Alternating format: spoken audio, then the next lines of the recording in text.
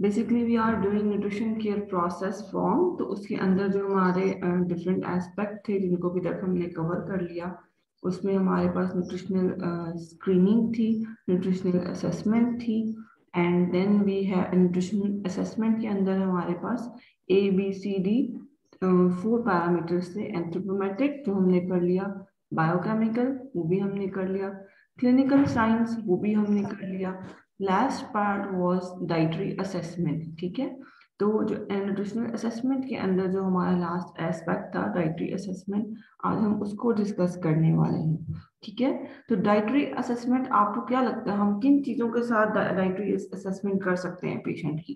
क्या टूल्स हैं? ये आप लोग पहले भी कर चुके हो, इसलिए मैं आपसे क्वेश्चन पूछ रही हूँ। मैम उसका 24 आवर रिकॉल करेंगे इसमें, और और फूड फ्रिक्वेंसी जो क्वेश्चनर होता है उसके थ्रू भी। यस, थर्ड, तीसरा क्या है एस? और 3 days का भी होता है कि, सॉरी नहीं। मैम फूड डायरी SGA, भी होती है, फूड फूड डायरी, ठीक, सॉरी। तो है हमारे पास dietary assessment we can do with 24 hour recall, food logs, food diaries जिसको हम कहते हैं उसके थ्रू कर सकते हैं, और फूड फ्रीक्वेंसी के थ्रू कर सकते हैं। इससे हम इन तीनों चीजों से, या हमें जितने भी टूल्स हैं डाइटरी असेसमेंट के, इनसे हम क्या लेते हैं? एस्टिमेट करते हैं ना पेशेंट की नीड को, कि वो कितना इनटेक ले रहे हैं। पेशेंट के इनटेक को जो है हम एस्टिमेट करते हैं, और उसको किसके साथ कंपेयर करते हैं? उसकी नीड्स के साथ, कि इधर एक अपनी नीड्स को फुलफिल कर रहा है कि नहीं कर रहा पेशेंट। कि 24 आवर रिकॉल एक पूरे दिन का उसका हम प्लानर लेते हैं, कि वो कितने बजे उठता है, कितने बजे खाता है, क्या खाता है, कितनी मिकदार में खाता है। और फूड फ्रिक्वेंसी से हम उसकी यूजुअल हैबिट्स देखते हैं, और फूड लोग से जो है हम उसकी क्वांटिटी देखते हैं। तो इन तीनों चीजों को समटाइम्स हम यूज करते हैं। अगर हमने कुछ क्विक रिव्यू लेना हो तो हम 24 आवर रिकॉल ले लेते हैं। इट डिपेंडिंग अपॉन यू कि आप का पेशेंट क्या है और आप उसकी क्या हिस्ट्री लेना चाह रहे हो, तो उसके हिसाब से हम टूल्स यूज करते हैं इन तीनों में से। ठीक है, और उसके अकॉर्डिंगली हम पेशेंट की डाइटरी असेसमेंट करते हैं। 24 आवर रिकॉल का तरीका मैंने आप लोगों को पहले बताया था कि कैसे स्टार्ट करते हैं 24 आवर रिकॉल। मैम जो उसने रिसेंट मील लिया होता है उससे फिर हम बैकवर्ड जाते जाते हैं। बिल्कुल, लास्ट रिसेंट मील से हम उसका स्टार्ट करते हैं। हम ये नहीं पूछते कल आपने सुबह क्या खाया था, यानी हम डायरेक्ट पिछले दिन पे नहीं पहुंच जाते हैं। हम पेशेंट से पूछते हैं आज सुबह, अभी आज सुबह आपने यहाँ आने से पहले क्या नाश्ता किया था, या अभी आपने लास्ट मील कितने बजे ली थी। इस तरह से फिर बैकवर्ड जाते हैं। कल रात में आपने क्या लिया था, कल शाम में आपने क्या लिया था। जैसे जैसे वो चीजों के नेम बताएगा, साथ साथ आप क्वांटिटी भी पूछते जाएंगे और क्वालिटी भी पूछते जाएंगे। ठीक है, जैसे फॉर एग्जांपल उसने कहा कि मैंने जो है ब्रेड ली। आपने पूछा कौन सी bread, white bread, brown bread. उसने बोला ब्राउन ब्रेड। आप पूछ, साथ में आप बेकरी नेम भी पूछ सकते हैं। यानी जितना आप इनसाइड जाना चाहते हैं, आप साइड बाय साइड पेशेंट से उतने क्वेश्चन पूछ सकते हैं। ठीक है, इससे आपको आइडिया होगा कि एक्चुअली पेशेंट इनटेक क्या ले रहा है, किस क्वालिटी का ले रहा है। ठीक है, इसी तरह से जब वो फूड फ्रिक्वेंसी हम पूछ रहे होंगे पेशेंट से कि आप दूध पीते हैं यूजुअल रूटीन में, तो वो कहेगा हाँ मैं दूध पीता हूँ। तो उसमें भी आप फूड क्वालिटी, फूड क्वांटिटी पूछ सकते हैं। कौन सा दूध पीते हैं, टेट्रा पैक वाला पीते हैं, घर का दूध पीते हैं। ठीक है, तो इससे आपको आइडिया होगा कि आप पेशेंट का एक्चुअल इनटेक क्या है। ठीक है, और वो उसका फ्रिक्वेंसी कितनी है इनटेक की। तो ये सारी चीजें इन डिटेल। अच्छा, इसमें से सबसे एफिशिएंट वे कौन सा है फूड असेसमेंट का?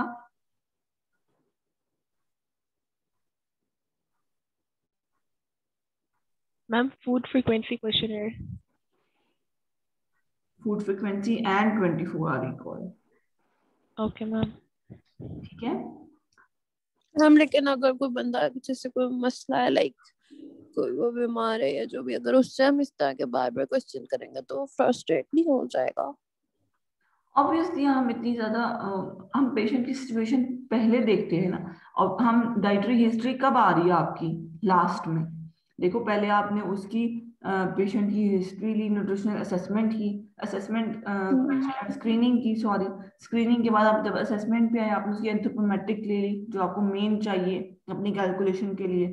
फिर आपने फिजिकल साइन सिम्टम्स उसके खुद ऑब्जर्व कर लिए, ठीक है। बायोकेमिकल वैल्यूज आपको उसकी रिपोर्ट से मिल गई, वो तो पेशेंट मिल जाएगा ना आपको, उसकी फाइल से मिल जाएंगी आपको। आपने पेशेंट से तो सिर्फ उसकी डाइटरी हिस्ट्री लेनी है, और उसमें भी आप पेशेंट का रिस्पॉन्स देखेंगे, वो कितना विलिंग है रिस्पॉन्स करने के लिए। अगर वो अच्छा रिस्पॉन्स कर रहा है तो आप इन डिटेल्स जाएंगे और आप चीजें पूछेंगे। अगर वो टू द पॉइंट आपको आंसर कर रहा है तो आप जो बेसिक चीजें आपको चाहिए कि वो कितनी क्वांटिटी लेता है, उसका यूजुअल इनटेक क्या है, आप उसके बारे में फर्दर फोकस करेंगे, ठीक है। Okay ma'am.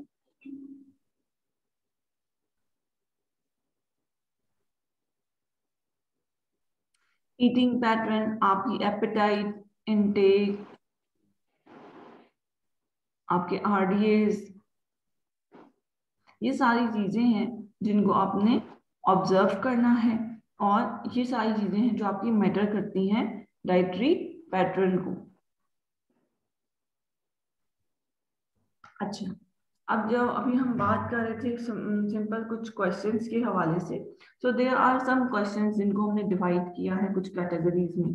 जनरल क्वेश्चंस हम क्या पूछ सकते हैं जब हम पेशेंट से कर रहे हैं। जनरल क्वेश्चंस में आ जाते हैं वेट चेंज से रिलेटेड, वेट हिस्ट्री से रिलेटेड, करंट वेट कितना है, यूजुअल वेट कितना है, मैक्सिमम मिनिमम वेट कितना है, यानी कि अगर कभी वेट कम हुआ था तो ज्यादा से ज्यादा कितना कम हुआ था, और वेट चेंज जो है वो 1 से 5 सालों में कुछ चेंज हुआ है, और रिसेंट टाइम में कुछ वेट चेंज हुआ है, आपकी एपेटाइट में कुछ चेंज हुआ है, ठीक है, कुछ आपकी हेल्थ में कुछ चेंजेस आए हैं, बहुत ज्यादा फीवर रहता है या बहुत ज्यादा वीकनेस फील होती है, स्लीप हैबिट में कुछ चेंजेस आए हैं, अब नॉर्मली कोई स्वेलिंग तो नहीं होती। ये कुछ क्वेश्चंस हैं जो हम जनरली पूछते हैं जनरल स्टेटस फाइंड आउट करने के लिए। फिर जब हम खाने पीने की बात कर रहे हैं, जब हम डाइट के रिलेटेड पूछ रहे हैं, तो उसमें ये पूछना बहुत जरूरी है कि जो आप डाइट ले रहे हैं वो प्रॉपरली आप च्यू करते हैं, कोई डिफिकल्टी तो नहीं होती है आपको खाने में। अब जैसे आपके पास जो bed ridden bed bound patient होते हैं हॉस्पिटल में, तो सबसे पहले जब आप उनसे जाकर मिलते हो तो उनसे यहाँ से हम स्टार्ट करते हैं कि जो आप डाइट ले रहे हो उससे आपको कोई प्रॉब्लम तो नहीं हो रही है। फिर वो पेशेंट खुद ब खुद आपके सामने अपनी प्रॉब्लम जो है वो लेकर आना शुरू हो जाता है कि हाँ मैं ये खाता हूँ तो उसके बाद मुझे ये होता है, मैं पानी पीता हूँ तो मुझसे पिया नहीं जाता, मुझे गले में पेन होता है। तो वो फिर आहिस्ता आहिस्ता आपको अपनी प्रॉब्लम्स जो है वो खुद ब खुद बताना शुरू हो जाता है। तो बेसिकली हमने पिन पॉइंट करना होता है कुछ चीजों को। जनरल इंफॉर्मेशन को एक दफा आप स्टार्ट करेंगे, एक दफा आप एलिमेंट्री से रिलेटेड पूछेंगे, एक दफा बाउल से रिलेटेड इंफॉर्मेशन पूछेंगे। बाउल इंफॉर्मेशन में क्या आ जाएगा?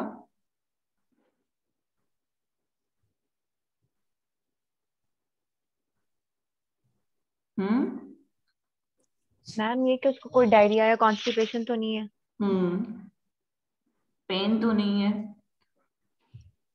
ठीक है, और डायरिया तो नहीं है, फ्रीक्वेंसी ज्यादा तो नहीं है, कंसिस्टेंसी ज्यादा तो नहीं है स्टूल की, और ये सब चीजें जो है वो पूछना जरूरी है। कलर प्रॉपर है, यानी पैटर्न ठीक है आपके स्टूल का, उसके बाद जो है वो बाउल मूवमेंट कुछ ज्यादा तो नहीं है, गैस पैस तो नहीं होती है।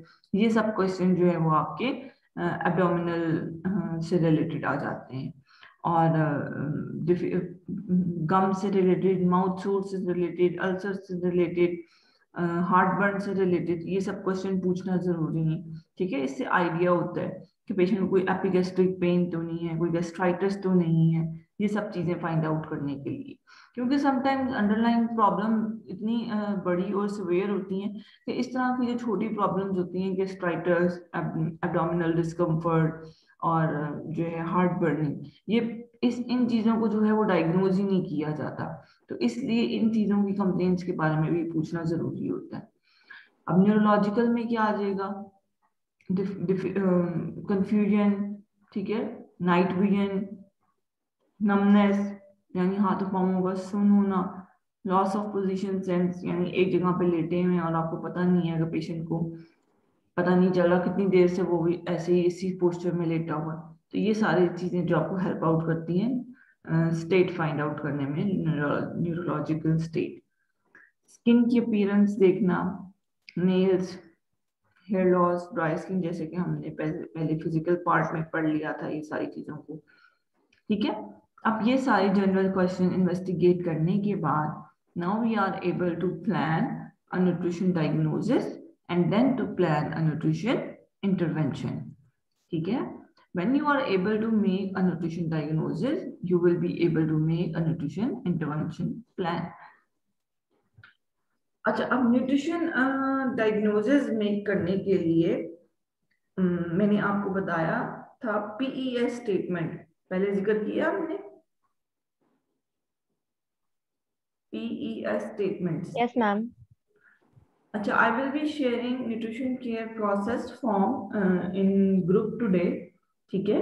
उस फॉर्म को आपने केयरफुली देखना है, बल्कि अभी क्लास के बाद मैं शेयर भी करूंगी, आप लोगों को एक दफा एक्सप्लेन भी कर दूंगी आफ्टर दिस लेक्चर, क्योंकि आज तकरीबन हम ये वाला स्लाइड शेयर अपना कंप्लीट कर लेंगे बेसिक न्यूट्रिशन का, जिसमें सारी कैलकुलेशंस हैं। अब जब हम सारी स्क्रीनिंग और असेसमेंट कर चुके हैं पेशेंट की, अब हमने प्लानिंग की तरफ आना है। So once the data on an individual is collected and organized, the practitioner can assess and evaluate the nutritional status of the person. The assessment leads to a plan of care or intervention designed to help the individual either maintain the assessed status or attain a healthier status. यानी हम जो plan बनाने जा रहे हैं वो क्या करने वाला है, या तो मेंटेन करेगा उसके स्टेटस को या अटेन करेगा healthier status. The purpose of an nutrition intervention is to resolve or improve the nutrition diagnosis or nutrition problem by provision of advice, education, or delivery of the food components of a specific diet or a meal plan tailored to the patient client's need. Principles of diet planning: maintain adequate level of energy, nutrient, movement, and rest for optimal health. Balance different food groups, consuming foods in the right proportion, consuming the appropriate number of calories to maintain a healthy weight depending on your metabolism and exercise level. ठीक, अच्छा, ये तो अब सारी history आ गई थी। Diet orders आप लोग पहले पढ़ चुके हो, ये टाइप्स ऑफ डाइट पढ़ चुके हो, liquid diet, soft diet, yes ma'am. Clear diet, I think ये सब कुछ कर चुके हो आप ना, टाइप्स ऑफ डाइट कर चुके हो। कौन कौन सी टाइप्स ऑफ डाइट है, पहले टाइप्स ऑफ डाइट डिस्कस कर लेते हैं। कहां से स्टार्ट होती है? Clear liquid, liquid, full liquid, soft, semi solid, solid. So there are 6 types of diet. Number 1 is clear liquid. Give me some examples of clear liquid. Hurry up.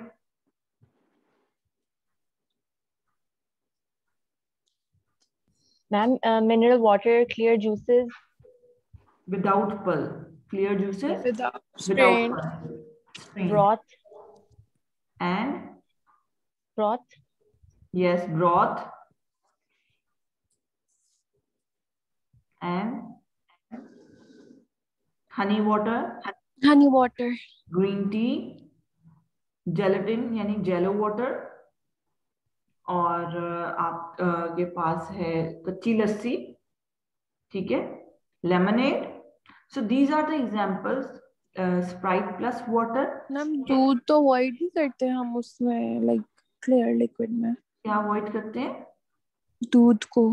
दूध मैंने आपको, वो जो आप कच्ची लस्सी बनाते हो उसमें वाटर होता है और 1 स्पून कच्ची दूध होता है, so that is clear liquid.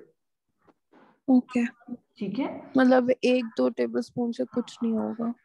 उसी देखो ना, आप जब तक उस क्लियर लिक्विड का मतलब क्या है, you can see from the water, कि आप उस ग्लास के आर पार देख सकते हो, क्लियर हो वो बिल्कुल, उसमें से कुछ आपको ऐसा ना हो कुछ पार्टिकल्स हों कि आपको कुछ नजर नहीं आ रहा, और क्लियर लिक्विड का मतलब होता है बिल्कुल क्लियर। सो जब आप उसमें 1 स्पून डालते हो उसकी कंसिस्टेंसी क्लियर ही रहती है, ठीक है। और when we use clear liquids, when we recommend clear liquids,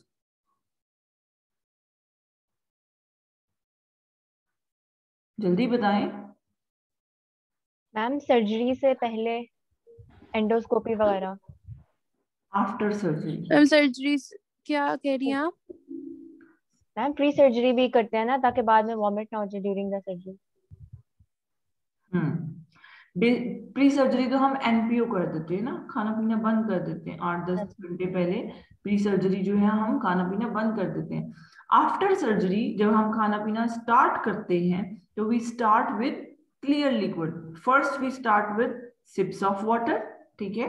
उसके बाद देन वी अलाउ ब्रोथ, और then we allow fresh juice without pulp, और वी कैन रिकमेंड लेमनेड, ठीक है। तो ये चीजें जो है हम यूजुअली रिकमेंड करते हैं। This the time period for this usually the main for 5 to 6 hours, यानी 5 से 6 घंटे के लिए ये डाइटरी पैटर्न क्लियर लिक्विड वाला फॉलो होता है। एंड राइट आफ्टर दैट जब हमें लगता है कि patient is tolerating the liquid, the fluid, तो उसके बाद हम उसको क्या रिकमेंड कर देते हैं, फुल लिक्विड, ठीक है। फुल लिक्विड में क्या आ जाएगा, जूस पी लेगा, और फुल लिक्विड में टी का कप ले सकता है, फुल लिक्विड में मिल्क का कप ले सकता है।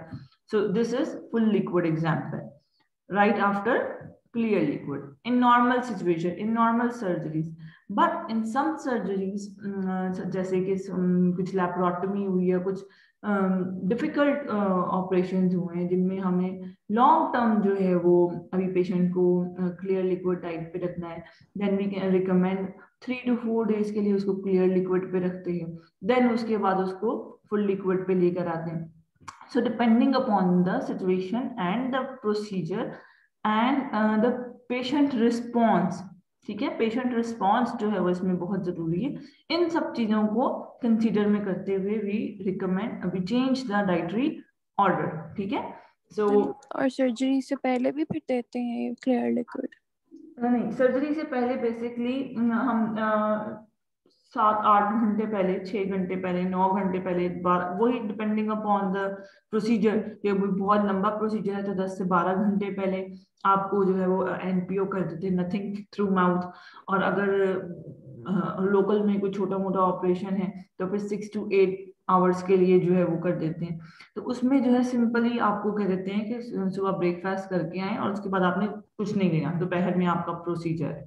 तो उसमें फिर ये नहीं होता कि बीच में पानी भी नहीं पीना, क्योंकि एनेस्थीसिया देना होता है ना आपको, तो इसलिए उसमें क्लियर लिक्विड्स भी नहीं देने होते हैं। लेकिन हमने तो ये पढ़ा था कि ना सर्जरी से पहले क्लियर लिक्विड देते हैं ताकि आपकी बॉडी मतलब हाइड्रेटेड रहे वो और आपका स्टमक जो है वो रेस्ट में हो अगर जाए। आप पेशेंट को अलाउ कर दो ना, प्रैक्टिकली जो है ये ऐसा नहीं होता, क्योंकि अगर आप पेशेंट को अलाउ कर दो ना कि पानी भी नहीं, वो फिर बाकी भी चीजें लेना शुरू कर देते हैं, और फिर वो कॉम्प्लिकेशंस आ जाते हैं ड्यूरिंग सर्जरी, क्योंकि एनेस्थीसिया देना होता है, फिर वो जो भी इनटेक लिया होता है वो फिर वॉमिटिंग होना शुरू हो जाती है पेशेंट को।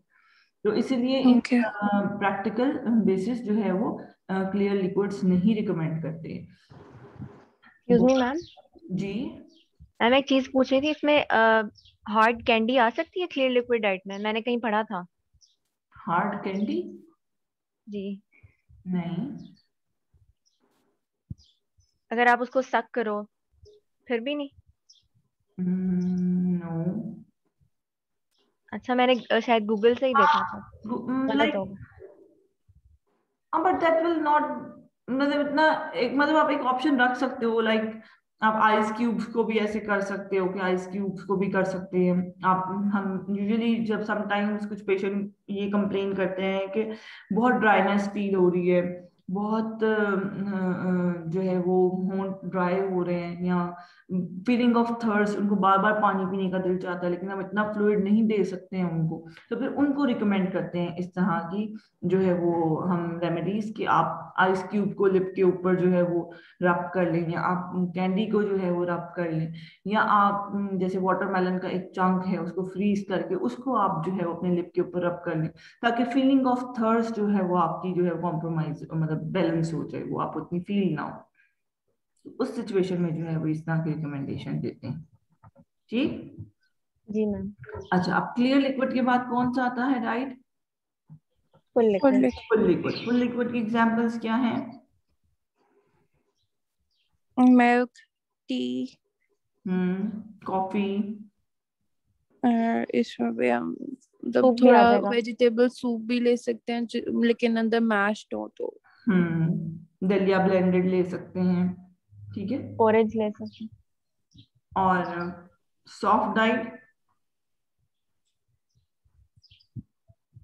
सॉफ्ट डाइट में भी ये आ जाएगा, पोरेज ले सकते हैं हम।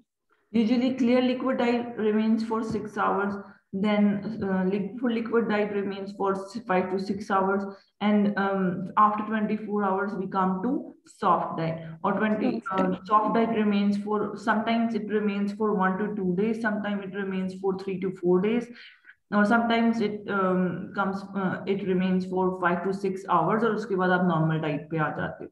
तो डिपेंडिंग अपॉन द सिचुएशन हम सॉफ्ट डाइट से आगे जंप अप करते हैं। ठीक है।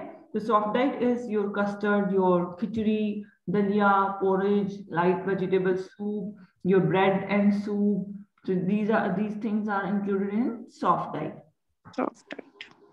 And what is normal diet? Ma'am कुछ भी खा सकते हैं नॉर्मली, जो भी हम रोटी, सालन, everything which you eat in your routine. ठीक है. So these were the types of diet. Now we are going to discuss dietary orders. So how we make dietary order? ठीक है. हर प्रॉब्लम के लिए एक अलग डाइटरी ऑर्डर है, जिनको कैटेगराइज करके इस टेबल में लिख दिया गया है. ठीक है. बेसिकली जैसे जैसे आप लोग अभी हमने ओबेसिटी वाला चैप्टर कर लिया, तो ओबेसिटी वाला चैप्टर पढ़ने के बाद हमने क्या फाइंड आउट किया, क्या होना चाहिए डाइटरी ऑर्डर ओबेसिटी को कम करने के लिए? क्या होना चाहिए? क्या खाली फैट्स को कम करना चाहिए, खाली कार्ब्स को कम रिड्यूस करना करना चाहिए, किस चीज को कम करना चाहिए? कार्ब्स को। सिर्फ कार्ब्स को कम करना चाहिए, फैट्स फैट्स को मर्जी?